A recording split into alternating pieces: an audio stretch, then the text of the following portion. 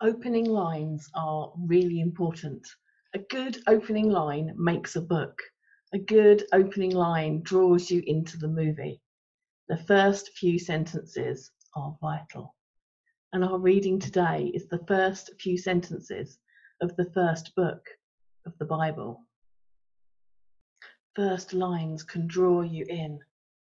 I hear the words, in a hole in a ground there lived a hobbit. I'm 5 years old. I'm listening to my dad read to me before bedtime. I hear Jane Austen's line about a man with a good fortune definitely being in need of a wife.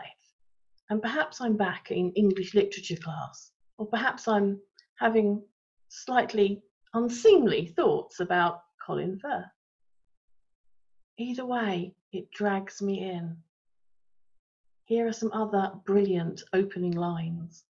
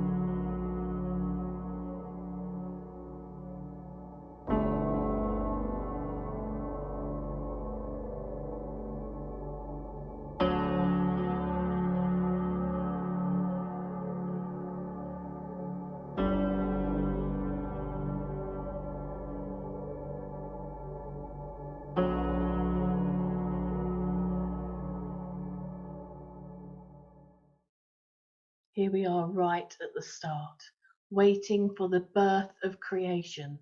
The Spirit hovers over the waters like a bird.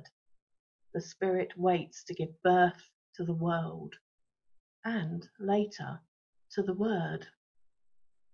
Because that same Spirit that's bringing the world into being brings Jesus to Mary, to us, to all humankind.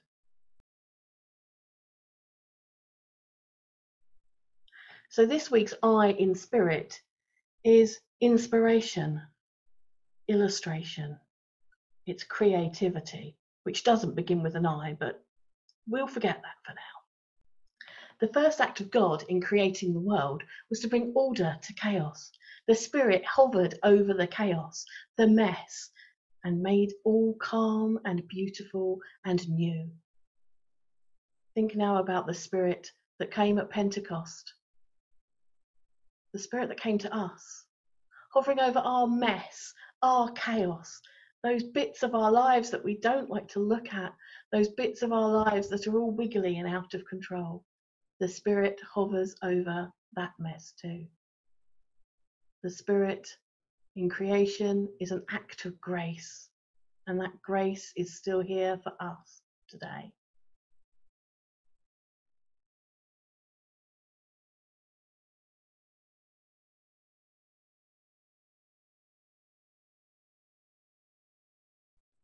God is the creator, so therefore God is creative.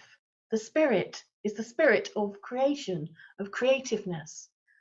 Therefore, we who are made in the image of God, well, we must be creative too.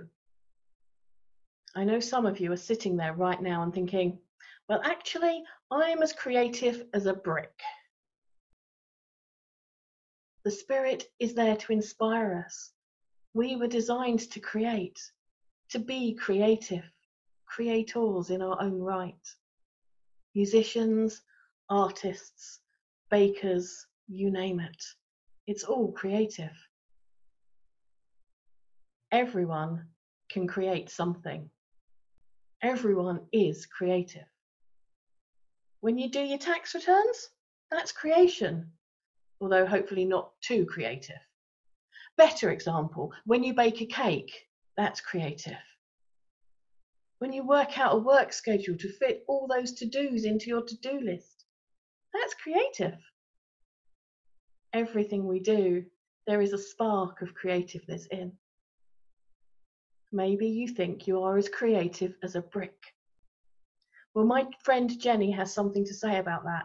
She says that bricks can be taken apart, knocked down, disassembled. She's a big Lego fan. And once you've taken those bricks down and disassembled them, you can rebuild them into something else.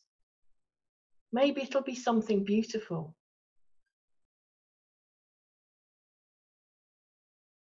Or maybe you'll reassemble those bricks that have come out of that solid wall and make them an arch.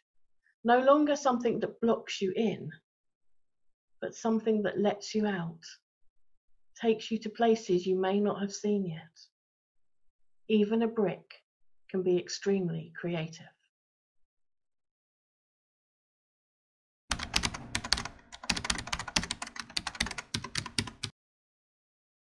When my alarm went off at 7 a.m, my head spun, not ready to get up, my mind thinking no. But then, inspiration, the message changed, the story paused, the whole thing was reframed. Hashtag faithfulness. I can do this. When my Gmail went ping at 9 a.m, my fingers twitched, ready to type, my mind racing. Let's go! But then, inspiration, the message changed, the story paused, the whole thing was reframed. Hashtag gentleness. Listen to understand. Think and pray. Then respond. Maybe. When the news reporter spoke at 11 a.m, my eyes filled, ready to give up, my mind crying, this is not right. But then, inspiration, the message changed, the story paused, the whole thing was reframed. Hashtag goodness. A letter to my MP written. I stood up. When the Zoom call didn't end at 1 p.m, my fists clenched, ready to just leave, my mind screaming, why do I always have to fight to be heard? And then, inspired, I changed the message. I paused the story. I reframed the whole thing. Hashtag patience. In silence, there is grace. When the comments kept piling in, sharp as arrows, my breath caught. Ready to panic, my mind over and over, what did I do wrong? And then, inspired, I changed the message, I paused the story, I reframed the whole thing. Hashtag self-control. Let's agree to disagree. And breathe. When the clock said 5 p.m, tired, my eyes rolled, ready to criticize, my mind growing harsh. When will the work stop? And then, inspired, I changed the message, I paused the story, I reframed the whole thing. Hashtag kindness. A hot drink for you, for now, and soon we rest. When we finished working, I slumped. Not up for any more, my mind repeating Netflix, Netflix, Netflix. But then, inspired, the message grew louder, the story got bigger, the frame widened. Hashtag joy. Painting, crafting, sewing, playing, moulding together. Create. When the tiredness crept in, our minds were made up. A glass of wine on the couch, thinking of family and friends, our hearts singing love. So now, inspire. The message grows louder, the story gets bigger, the frame widens. Hashtag love. At the liminal moment, our minds hover between thought and dream, listening in the quiet. A small voice whispers, all will be well. So now, inspire. The message grows louder. The story gets bigger. The frame widens. Hashtag peace.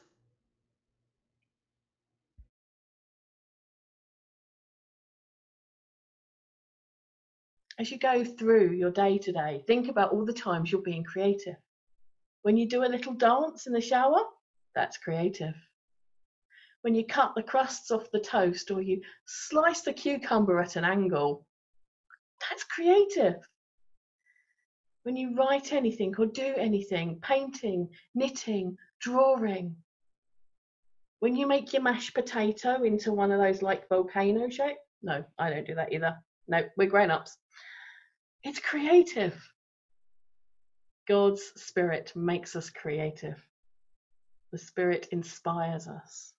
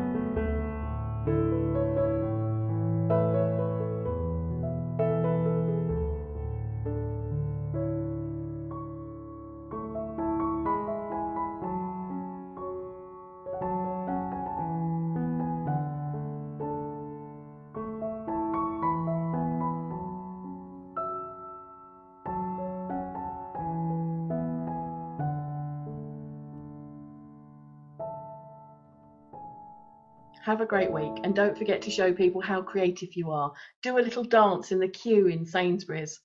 Draw something, paint something, bake something. If you bake something, please give me some. Take care.